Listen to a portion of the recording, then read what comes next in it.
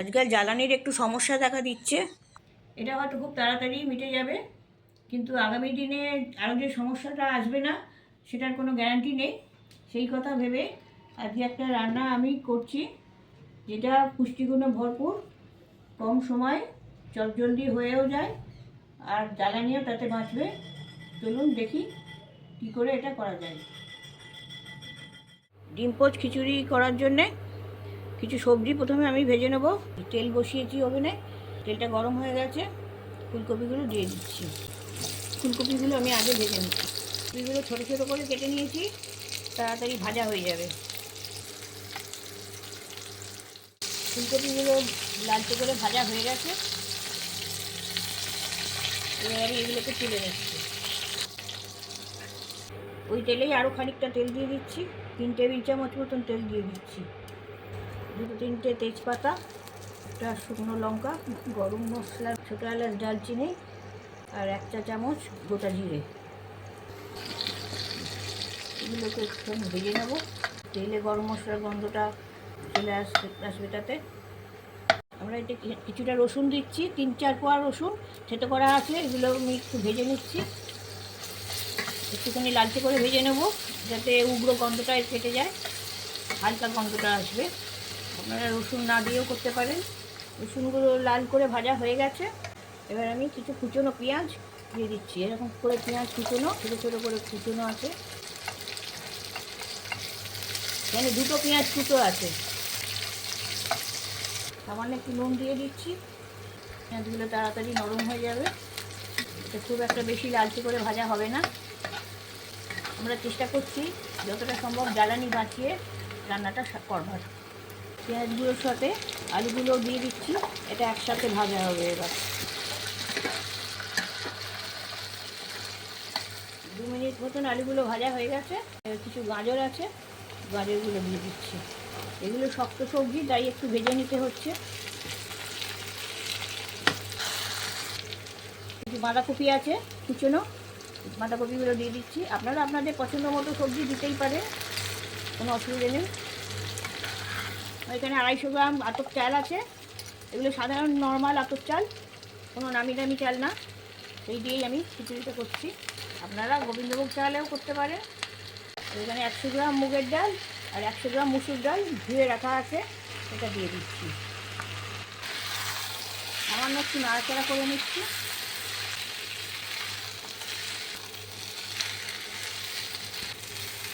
আমাদের জায়গাটা একটু ছোটো হচ্ছিলো, তাই আমি জায়গাটা চেঞ্জ করে নিয়েছি।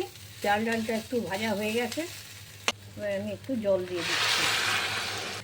যতটা সবজি আছে তার ডবল আমি জল দিয়ে দিচ্ছি। কিছু মশলা দিয়ে দিচ্ছি। 1 চা চামচ হলুদ গুঁড়ো, 1 টেবিল চামচ আদা গ্রেট করা, পরিমাণ মতো নুন দিয়ে দিচ্ছি, 2 টেবিল চামচ চিনি দিচ্ছি, কিছু মটরশুঁটি দিচ্ছি, 2টো টমেটো কুচি দিচ্ছি, কিছু কাঁচা লঙ্কা গোটা দিয়ে দিচ্ছি।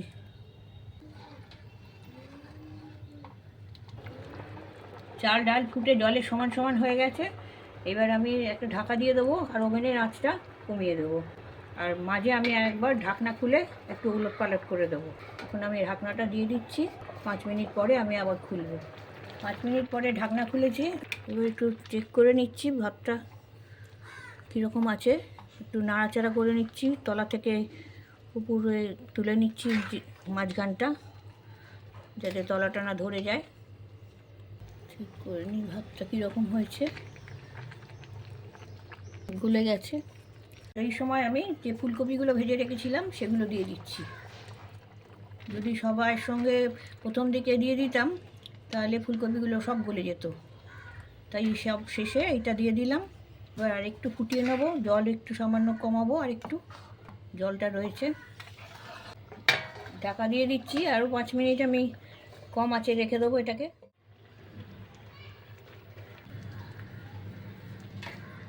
আর খিচুড়ি রান্না হয়ে গেছে। এই সামান্য একটু যে জল আছে এটা আমি যখন চাপা দিয়ে রেখে দেবো ওটা টেনে নেবে। আর আমি এখন ওভেনে রাখবো না, ওভেনটা আমি বন্ধ করে দিচ্ছি। এবার এতে চাল ডাল সবজি থেকে আমরা কার্বোহাইড্রেট, প্রোটিন, ভিটামিন সবই পেয়ে যাচ্ছি। এবার আমি ডিমটা দেব। এই ডিমটা দিলে ডিমের প্রোটিন থেকে আমরা যে পুষ্টিগুণটা পাবো তাতে খাবারের পুষ্টিগুণটা পরিপূর্ণ হবে। এগুলো একটা করে ডিম এরমভাবে ভেঙে নেব। ভেঙে নিলে আমি এইখানে আস্তে করে দিয়ে দেবো। আর এইভাবে আমি সবগুলো দিয়ে নিচ্ছি।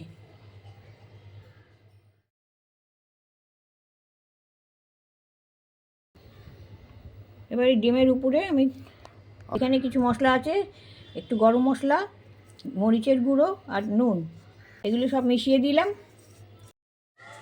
এগুলো মিশিয়ে নিয়ে ডিমের উপর ছড়িয়ে দেব।